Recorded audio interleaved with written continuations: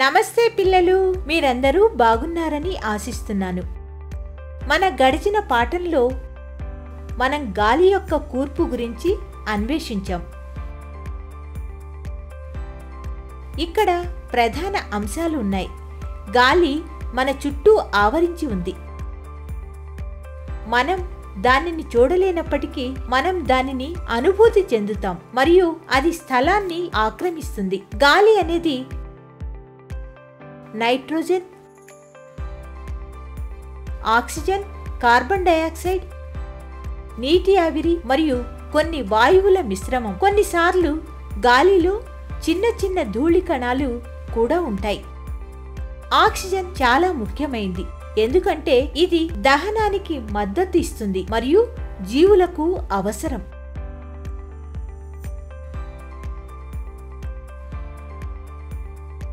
Oxygen గాలిలో మాత్రమే ఉందా?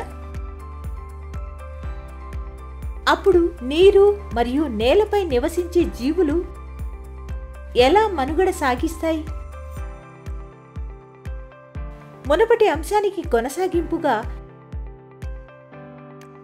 ఈరోజు మనం కొత్త అంశం గాలి లభ్యత మరియు భర్తీ చేయడం గురించి చర్చిస్తాం. ఈ అంశం 6వ తరగతి సామాన్య శాస్త్రం నుండి మన చుట్టూ ఆవరించి ఉన్న గాలి అనే పాఠం నుంచి తీసుకోబడింది. అభ్యాస ఫలితాలు. ఈ అంశాన్ని అధ్యయనం చేసిన తర్వాత మీరు వీటిని చేయగలరు. నీరు మరియు నేలపై నివసించే జీవులకు ఆక్సిజన్ ఎలా అందుబాటులో ఉందో అర్థం చేసుకుంటారు.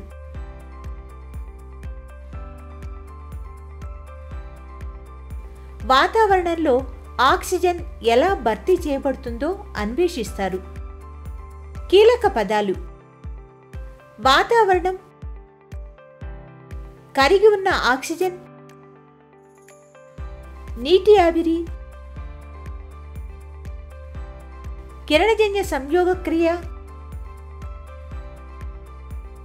గాలి మరలు,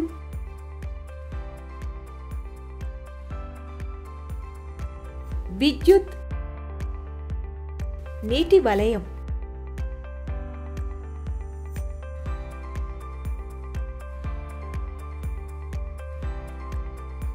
గాలి లభ్యత మరియు భర్తీపై భావనా పటాన్ని పరిశీలిద్దాం.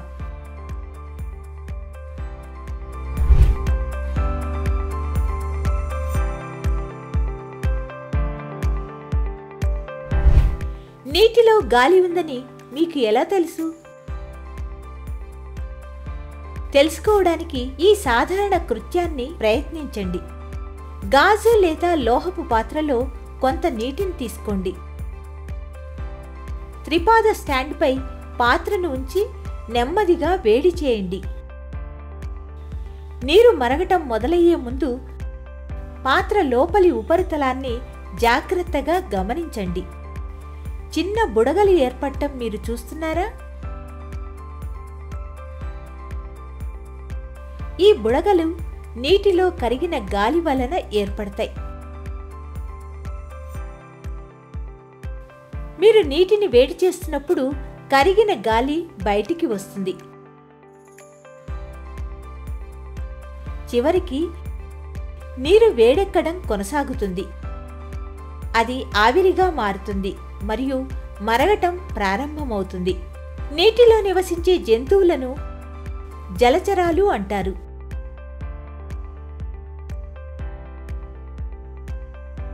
జలచరాలు నీటిలో సమర్థవంతంగా కదలటానికి సహాయం చేయడానికి క్రమబద్ధీకరించబడిన శరీరాలు వంటి అనుసరణలను కలిగి ఉంటాయి. ఈ జలచరాలు నీటిలో కరిగిన ఆక్సిజన్ను మొప్పలు అని పిలువబడే ప్రత్యేక నిర్మాణాల ద్వారా పీల్చుకుంటాయి. చేపలు, ఆక్టోపస్లు, మొలస్కులు, సొరచేపలు మరియు తిమింగళాలు జలచరాలకు ఉదాహరణలు.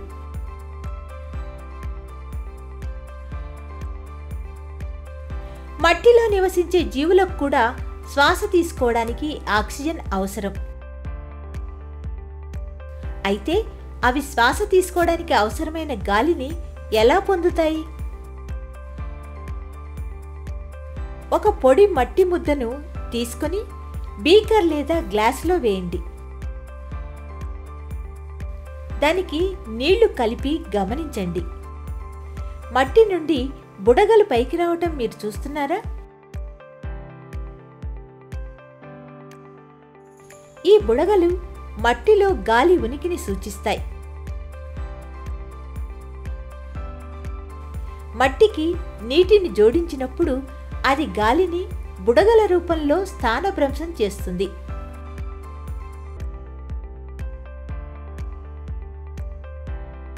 నేల మరియు నీరు రెండింటిలోనూ గాలి ఉంటుంది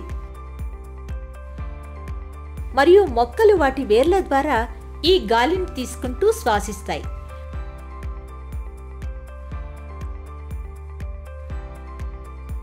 మట్టిలో నివసించే జంతువులు మట్టిలో అనేక బొరియలు మరియు రంధ్రాలను చేస్తాయి.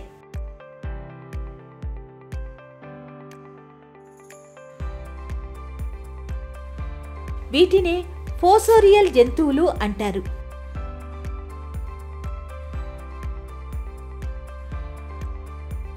మట్టిలోకి మరియు బయటికి గాలిని తరలించడానికి అనుమతించే ఖాళీలను ఈ బొరియలు సృష్టిస్తాయి.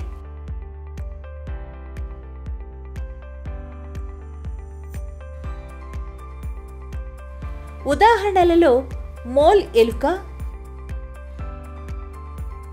రాకున్లు, బ్యాడ్జర్లు, వానపాములు, పాములు మరియు తాబేళ్లు మొదలైనవి ఉన్నాయి. అయినప్పటికీ అధిక వర్షపాతం సమయంలో నేలలోని ఈ గాలి ఖాళీలలో నీరు నిండిపోతుంది. ఫలితంగా మట్టిలో నివసించే జంతువులు శ్వాస తీసుకోవడానికి ఉపరితలంపైకి రావాలి.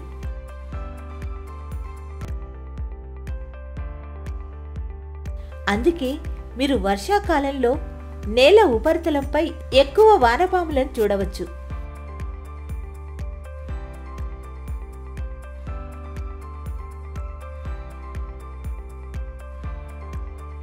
పెద్ద సంఖ్యలో జీవులు గాలిని పీల్చుకుంటూ ఆక్సిజన్ తీసుకుంటాయి.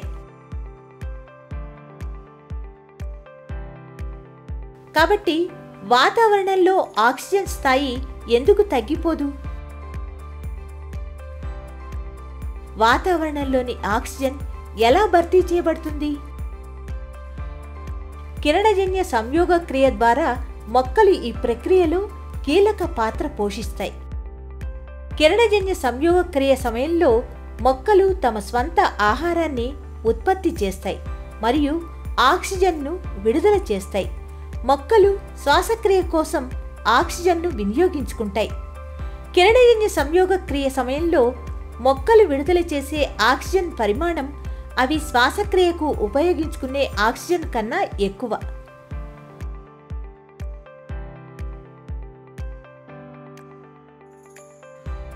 స్పష్టంగా జంతువులు మనుగడ కోసం మొక్కలపై ఆధారపడి ఉంటాయి. వాతావరణంలో ఆక్సిజన్ మరియు కార్బన్ డయాక్సైడ్ సమతుల్యత మొక్కలు మరియు జంతువుల శ్వాసక్రియ ప్రక్రియల ద్వారా అలాగే మొక్కల ద్వారా నిర్వహించబడే కిరణజన్య సంయోగ క్రియ ద్వారా నిర్వహించబడుతుంది.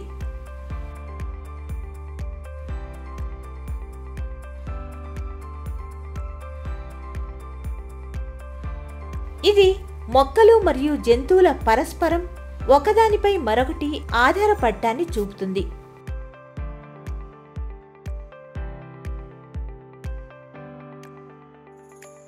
గాలికి ఇంకా ఏ ఇతర ముఖ్యమైన ఉపయోగాలున్నాయి?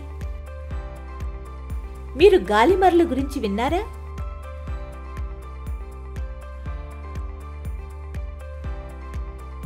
గాలిమరలు తిప్పడానికి గాలి శక్తి ఉపయోగపడుతుంది. అవి గొట్టపు బావుల నుండి నీటిని తోడుకోవడానికి మరియు పిండి మిల్లులను నడపడానికి ఉపయోగించబడతాయి. అదనంగా గాలిమరలు విద్యుత్తును ఉత్పత్తి చేయగలవు. పడవలు, గ్లైడర్లు, పారాచూట్లు మరియు విమానాల కదలికకు గాలి అవసరం.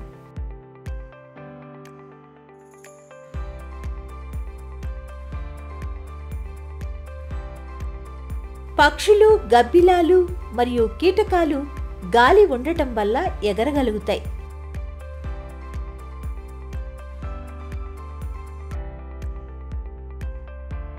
వివిధ మొక్కల నుండి విత్తనాలు మరియు పుప్పొడిని వ్యాప్తి చేయడంలో గాలి కూడా సహాయపడుతుంది.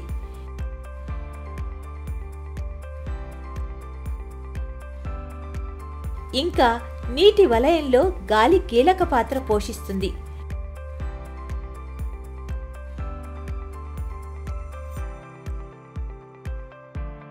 ఇదంతా గాలి లభ్యత మరియు భర్తీకి సంబంధించినది. గుర్తుంచుకోవలసిన అంశాలు: భూమిపై జీవించటానికి వాతావరణం చాలా అవసరం. జలచరాలు శ్వాసక్రియకు నీటిలో కరిగిన గాలిని ఉపయోగించుకుంటాయి. గాలి నుండి ఆక్సిజన్ మరియు కార్బన్ డయాక్సైడ్ మార్పిడి కోసం మొక్కలు మరియు జంతువులు ఒకదానిపై ఒకటి ఆధారపడి ఉంటాయి. పడవలు, గ్లైడర్లు, పారాచూట్లు మరియు విమానాల కదలికకు గాలి అవసరం.